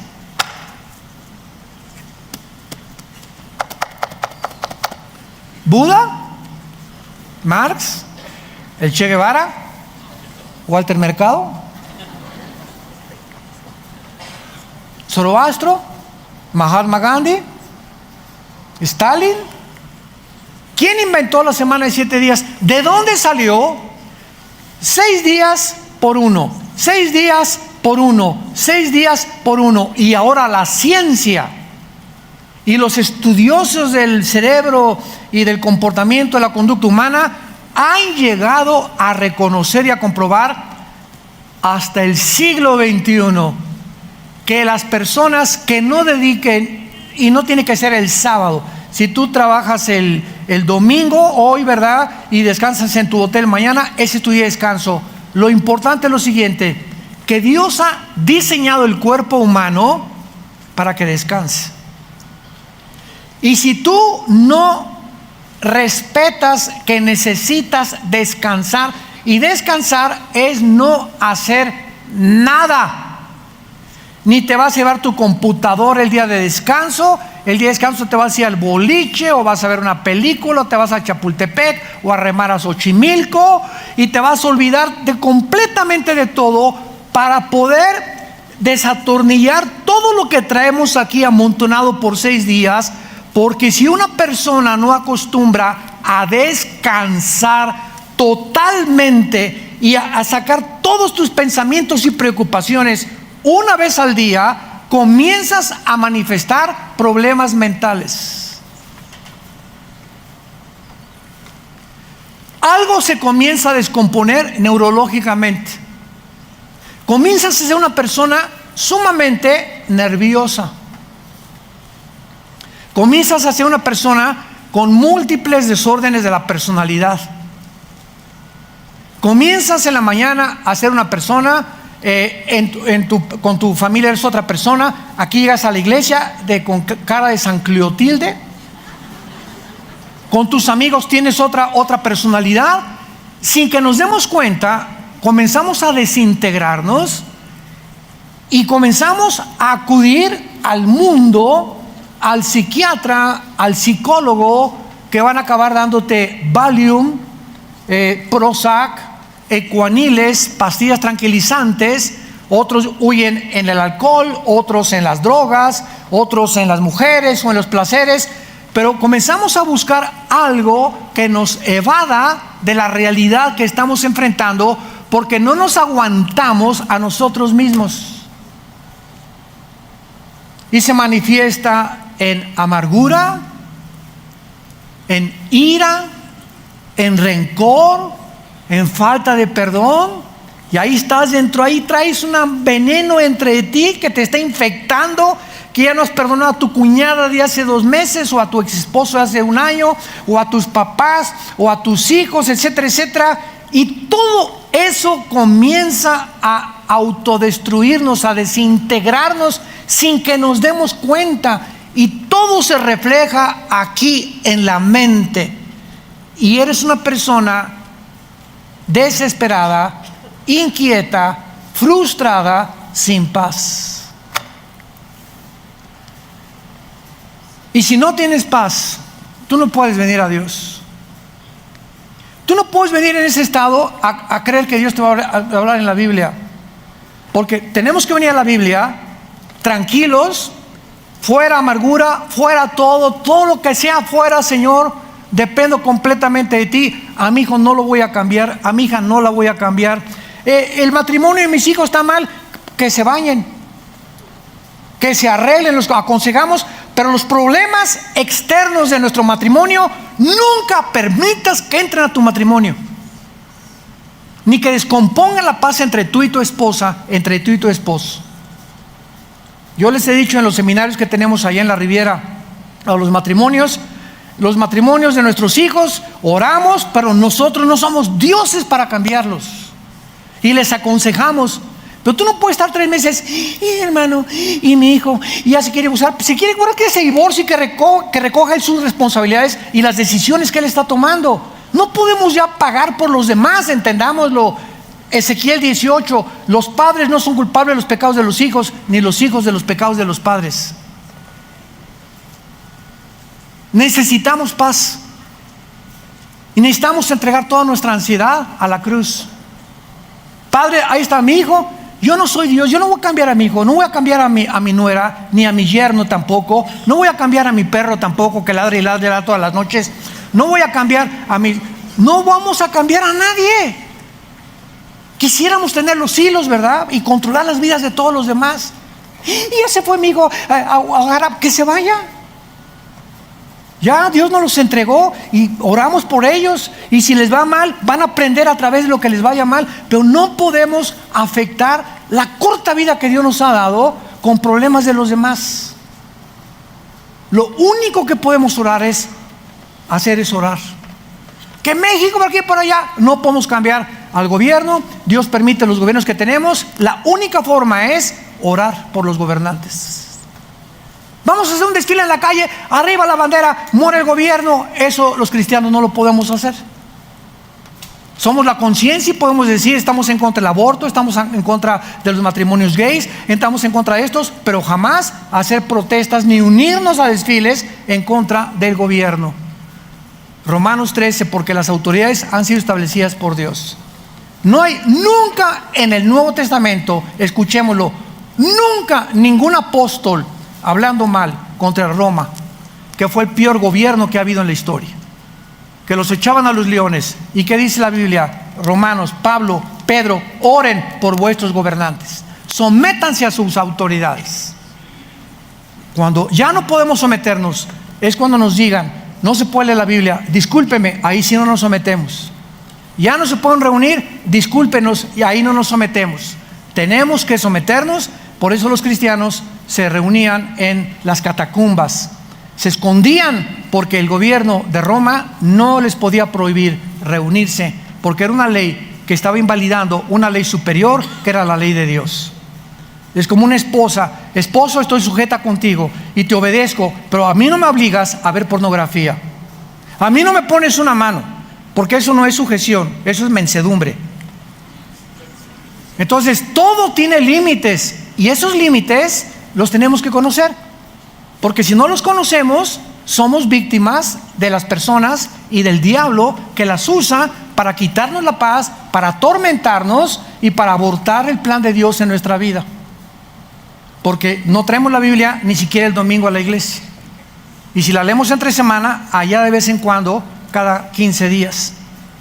Muy bien, esta semana que Dios le da a Israel tiene un trasfondo mental y psicológico también. Necesitamos descansar. Necesitamos descansar. Acostumbra, disciplínate un día a la semana, no hacer nada. Vete con tus hijos, distráete, boliche, una buena película, etcétera, etcétera, no sé, jugar cartas ahí en tu casa, sin apostar desde luego, ¿verdad? Dominó, ajedrez, en fin, la cuestión es completamente aislarnos de todo lo de la semana y estar pensando y poder darle tranquilidad, porque las neuronas de nuestro cerebro necesitan no estar así todo el día, porque es una electricidad lo que traemos dentro. Todo es eléctrico aquí adentro. Y si tú estás siempre así, están así tus neuronas y vas a explotar. ¿Y qué va a ser el resultado? ¡Ah! Vas a golpear a tu esposa, quítame estos hijos y no me toquen ahorita. Y llegamos a un punto de desesperación. Te atraviesan el tráfico y sacas la pistola. ¿Por qué te me atravesaste y le echas el carro encima? Porque dentro de ti traes un volcán. ¿De dónde viene ese volcán? Que no has podido frenar tus emociones porque necesitas descanso. Qué increíble que pueda estar la raíz en esa falta de tranquilidad que no tienes, porque tú has creído que el trabajar, no, como los japoneses, noche y día, noche y día, noche y día, ese es un hombre de trabajo. Es un bruto, diría mi abuelita. Muy bien, ahora, este principio de los 7 días por un descanso, Dios se lo dio a Israel. En el Nuevo Testamento jamás se vuelve a mencionar el Shabbat. Nunca. Se menciona en los evangelios que estaban bajo la ley, pero de los Hechos al Apocalipsis, Hechos capítulo 14, 1 Corintios capítulo 16, los apóstoles dejaron el sábado, el 7º día, y ahora a la iglesia, Israel es una entidad y la iglesia es otra entidad. A Israel el 7º día, a nosotros el primer día. ¿Qué es hoy? El domingo. Es el primer día de la semana. Y vemos nosotros que los apóstoles comenzaron ya a reunirse, Hechos 14, 1 Corintios 16, el primer día de la semana. ¿Por qué? Porque Cristo resucita el primer día de la semana, inaugurando la época de la gracia. Y el Espíritu Santo viene en Pentecostés, el domingo también, el primer día de la semana. Entonces, vemos la diferencia nosotros en lo que significaba para Israel y en lo que significa para nosotros. Pero aquí hay algo extraordinario. Dios le da a Israel el patrón de la semana de años, que se llama el Shemitah, si lo quieres apuntar en el hebreo, o que es conocido también como el jubileo. En otras palabras, todos los esclavos, todos los siervos, y cuando hablamos de esclavos en la Biblia, por la mala interpretación y la mala comprensión que la gente tiene, es que la Biblia tenían esclavos. La palabra doulos se escribe doulos en el original, no significa una persona que tienes para humillarla como lo hicieron en Estados Unidos con los afroamericanos, ¿verdad? Que los latigueaban, y un esclavo, creemos nosotros que tú vas a hacer lo que yo quiera y tu esposa es mía, o lo que, etcétera, etcétera. Eso es la esclavitud completamente llevada al extremo. La palabra dulo significa sirvientes domésticos. Tenemos nosotros aquí en Toluca una muchacha que nos va a cocinar, es nuestra sirvienta doméstica, y la tratamos, se sienta a desayunar con nosotros también, la tratamos como un ser humano, tratamos de velar que esté bien, etcétera, etcétera. Hay choferes en Villanueva para el Mundo, hay secretarias. Todo aquel que presta un servicio es una persona que se le llama siervo, y el más grande de todos fue Jesucristo. El creador de los cielos baja al mundo a servirnos y a desbaratar el concepto que se tenía, que la persona que sirve entonces es mayor que los que le sirven. Y Jesús dice: no, el más grande es el que sirve que el que es servido. Y yo he venido para servirlos a ustedes, y el mayor entre ustedes es el que sirve a los demás. Nosotros los pastores, cuando buscamos personas a quienes darles responsabilidades, ¿saben qué buscamos? No buscamos nunca talentos. No, este hermano es esto y esta hermana es esto, por aquí, por allá.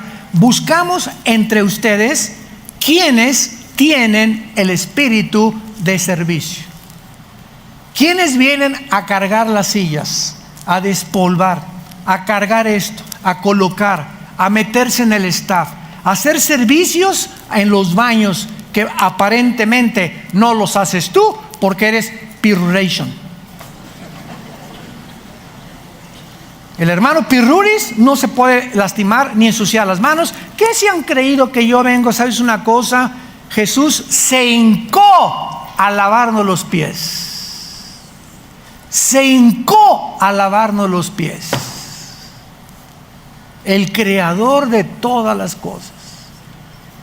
¿Es suficiente ese ejemplo para que te sigas creyendo Pirruration? Muy bien. Vemos nosotros entonces en Éxodo capítulo 21, versículo en penúltimo lugar, 21:2. Si comprares siervo hebreo, 6 años servirá, mas al 7º saldrá libre de balde. Todo esclavo o todo sirviente o todo empleado doméstico nada más podía, no de por vida, solamente 6 años debía de trabajar. Y el amo le debería decir: Pancho, ya llevas 6 años conmigo, ahora eres libre para hacer lo que tú quieras. Si quieres seguir trabajando conmigo, lo puedes hacer, pero ya no tienes la obligación de servir en mi casa. Se llamaba el Shemita. Y a los 50 años, después de cada 49 años, el año 50º era un día en el que se dejaba ir a los esclavos y se perdonaban las deudas. Si tú debías algo a alguien, no te las podían cobrar. Nadie dijo amén. No te conviene, ¿verdad? No, a mí que me paguen. Bueno, todo esto tenía un simbolismo tremendo. Ahora, es interesante que estos 6 días, que eran semanales, se convierten en 6,000 años. Porque estaba escondido dentro de la semana de creación, la semana de los años. Sígueme con cuidado. De Adán a Abraham, apúntalo, hubo 2,000 años. De Abraham a Cristo, 2,000 años. Ya llevamos 4,000 años. Y de Cristo a nuestros días, ¿cuántos llevamos? ¿Perdón? Ya casi 2,000 años. Ahora, muy bien. Si el 7º año o los otros 1,000 años que siguen es el milenio, nos encontramos al final de los 6,000 años. ¿Cómo podemos? Aquí viene la cuestión, lo vamos a contestar en la otra conferencia. ¿Cómo podemos nosotros comprobar, corroborar cuántos años llevamos? Porque el calendario se cambió. El Papa Gregorio cambió el calendario de los judíos lunar de 360 días al calendario solar que nosotros tenemos de 365 días, minutos y segundos. Entonces, en este cambio de calendario, recordemos que en la Biblia los años son de 360 días y cada mes se contaba con la luna llena. Por eso el calendario judío comienza en Rosh Hashanah, que es en septiembre. El de nosotros, el 1 de enero, que es el calendario solar. Para los judíos, en marzo, abril, es el Nisan, el inicio de las fiestas, y la culminación en septiembre y octubre, que es el Rosh Hashanah, el Yom Kippur y el Sukkot, que son las últimas 3 fiestas que no se han cumplido, y que la que falta es el Rosh Hashanah, que es las trompetas, que es el rapto de la iglesia. Bye. Es interesante cuando comenzamos a poner así todas las piezas del rompecabezas, porque la Biblia es un rompecabezas. Armamos el rompecabezas y todo tiene sentido, todo se aclara. Pero Dios no quiere aclararle a todos o a todas las personas. Dios quiere aclararles el panorama y darles tranquilidad y paz y seguridad y esperanza únicamente a los que siguen a Jesús. Nada más. Hermana, yo soy cristiano. Una cosa es ser cristiano y otra cosa es ser discípulo. Juan 8, 31 y 32. A los que ya habían creído, Jesús les dijo: si ustedes permanecen en mi palabra, serán mis discípulos. Entonces las iglesias están llenas de personas que se dicen cristianas, pero no es cierto que siguen a Jesús. ¿Qué es seguir a Jesús? Todos los días, de noche y de día, Josué. De noche y de día. De noche y de día. Medita, lee, memoriza, estudia este libro de la ley. Cuando yo vea que de día y de noche, Señor, a las 12 del día, o que de día y de noche, yo nada más en la noche, o que la canción, hombre. ¿Qué es la fe? Creer lo que la Biblia dice. ¿Y por qué no lo haces? ¿Tienes fe? También los demonios la tienen. Y te ganan porque tiemblan, pero no hacen la voluntad de Dios. La fe, si no tiene obras, no es fe. Y por eso se justifica no la salvación, sino se declara públicamente y ante los ángeles y ante Dios que tú crees esto porque lo estás practicando. Si tú dices creo y no vives lo que tú crees, te engañas a ti mismo. Cuando tú hagas esto de día y de noche, de día y de noche, todo lo que hagas prosperará. Te irá bien en todo lo que tú hagas, porque mi presencia, dice el Señor, irá contigo. Porque yo honro a los que me honran. Y es el tiempo en que estamos viviendo nosotros, que tenemos que despertar ya a la realidad de que el cristianismo que se está viviendo no es el cristianismo, es entretenimiento. Las iglesias ahora son discotecas para entrenar, hasta humo y luces y por acá y por allá, y mantener a la gente aquí, acá, y jamás pecado, ni arrepentimiento, ni que es la vida cristiana, ni la necesidad de seguir a Jesús. Simplemente un circo ataide. Nada más falta que inviten a Cepillín para que estén contentos los cristianos. Oremos. Señor, te damos gracias por tu palabra, por abrirnos las escrituras como se las abriste a tus discípulos después de resucitar, porque quedaron todavía llenos de dudas que no comprendían hasta que el Espíritu Santo viniera en Pentecostés y les pudiera declarar lo que ahora nosotros ya sabemos, porque ya tenemos a tu Espíritu Santo. Te pedimos, Señor, que abras el entendimiento de tu pueblo, que tu pueblo pueda conocer la verdad, vivir la verdad, practicar la verdad. Qué honroso y qué maravilloso es conocer y saber que todavía hay un remanente de cristianos en todo el mundo que viven y practican la verdad. No se engañan a sí mismos, están viviendo lo que tú estás pidiendo que hagamos. Te pedimos en el nombre de Jesús que sigas extendiendo ese amor que tuviste en la cruz en esta tarde para todos ustedes que nos ven a través de las redes sociales y que les invita a venir a la cruz. Ahí donde te encuentras, los que nos escuchan en esta mañana, si alguien quiere invitar a Cristo a su vida, dile estas palabras: Señor, perdóname, te necesito. Sácame del hoyo de la desesperación donde yo me encuentro. Reconozco que no tengo paz, que mi vida es una ansiedad continua.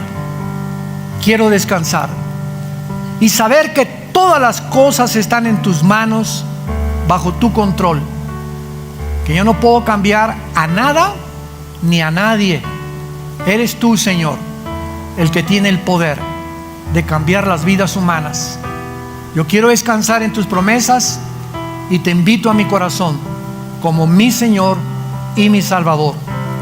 Me arrepiento de mis pecados porque pagaste por ellos en esa cruz con tu sangre preciosa, que en este momento me limpia de toda maldad. En el nombre de Jesús. Amén. ¿No es maravillosa la Biblia?